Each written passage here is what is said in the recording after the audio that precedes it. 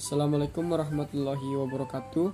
Perkenalkan, nama saya Vito Alfiandrius Meko dengan NIM 2019-008188. Video ini saya ajukan dalam rangka untuk memenuhi salah satu tugas mata kuliah Bisnis Internasional dengan dosen pengampu Lalu Supardin. Baik, di sini saya akan menjelaskan tentang rencana pemerintah dalam hal penjualan jalan tol pada PT Waskita Karya Persero Tbk. Dalam kumparan idxchannel.com menyebutkan bahwa PT Waskita Karya Persero Tbk berencana untuk menjual 9 ruas jalan tolnya.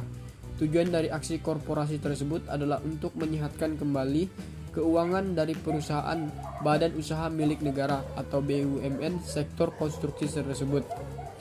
Kepala Bagian Badan Pengatur Jalan Tol atau BPJT, Mahbula Nurdin, mengatakan meskipun nantinya ke-9 tol tersebut belum terjual, Waskita Karya masih diperbolehkan untuk mengikuti lelang proyek jalan tol. Namun tetap pemegang lelang akan diputuskan oleh BPJT. Namun ada baiknya jika Waskita ingin mengikuti proyek harus membentuk konsorsium, karena jika hanya ikut sendiri akan sangat berat bagi perusahaan BUMN karya tersebut.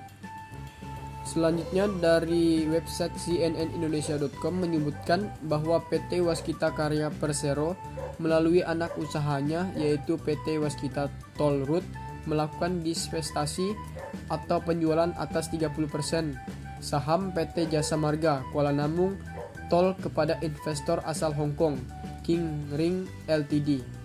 Nilai transaksi penjualan jalan tol dari Medan, Kuala Namu sampai ke tebing tinggi itu diperkirakan mencapai 824 miliar rupiah.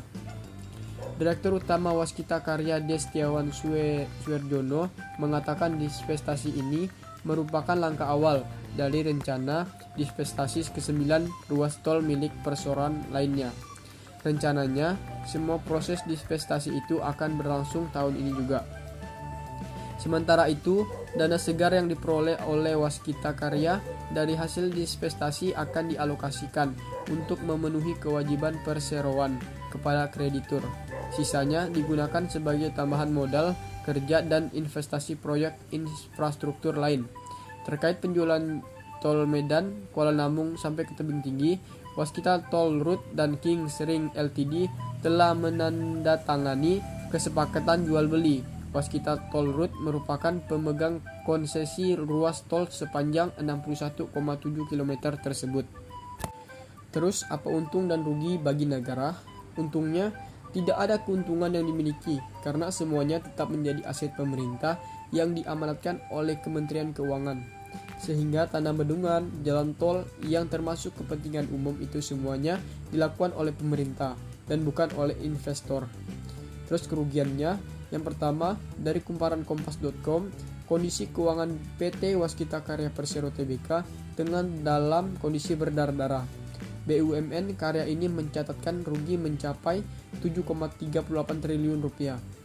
Yang kedua, dalam laporan keuangan perusahaan tahun 2020, angka rugi tersebut merupakan rugi yang dapat diatribusikan kepada pemilik entitas induk. Dan yang ketiga, selain rugi cukup besar, perusahaan negara di bidang konstruksi ini juga terlilit utang menggunung, plus beban bunga yang sangat tinggi. Masih dalam laporan keuangan 2020, total utang perusahaan tembus sampai 80,011 triliun rupiah. Dan yang terakhir, penyebab lainnya antara lain penurunan produktivitas proyek serta beban operasional yang cukup besar akibat pandemi COVID-19.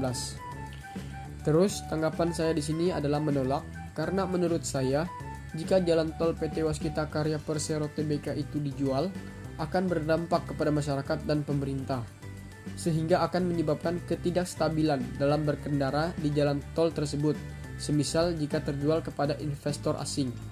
Belum lagi jika uang hasil penjualan tol tersebut tidak dikorupsi oleh orang-orang yang tidak bertanggung jawab atas perbuatannya. Perilaku seperti itu yang akan dapat merugikan pemerintah negara, baik dari segi eksternal maupun internal. Maka dari itu saya menolak keras jika PT Waskita akan menjual jalan tol kepada negara asing maupun investor. Demikian yang dapat saya sampaikan. Apabila ada kesalahan dalam penyampaian atau dalam informasi yang saya dapatkan, saya mohon maaf. Saya akhiri, wassalamualaikum warahmatullahi wabarakatuh. Salam dan bahagia.